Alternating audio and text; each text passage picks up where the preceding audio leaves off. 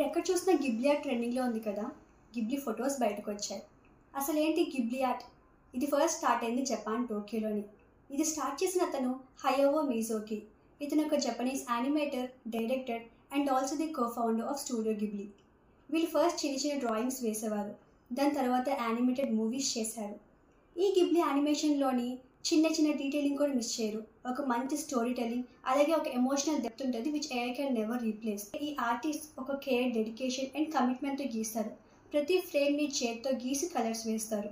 జపాన్కి అలాగే యానిమేకి మంచి రెస్పెక్ట్ తీసుకొచ్చింది studio Ghibli. Oscar, golden globe లాంటి పెద్ద పెద్ద అవార్డ్స్ తీసుకొచ్చింది. ఇవన్నీ ఒక ఎత్తు అయితే one of the reasons for the wider audience is female heroines. ప్రతి అమ్మాయి ఇండిపెండెంట్గా, పవర్ఫుల్గా తను ఏదైనా చేయగలదు, తన ప్రపంచాన్ని మార్చగలదు అనేగా పోర్ట్రేట్ చేశారు ఫౌండర్. కానీ ఇప్పుడు ఈ గిబ్లీ ఆర్ట్ ట్రెండింగ్లో ఉంది అండ్ మనం అందరం ట్రెండ్ ఫాలో అవుతున్నాం. కానీ ట్రెండ్ ఫాలో తప్పేముంది అనే క్వశ్చన్ మన అందరికీ రావచ్చు.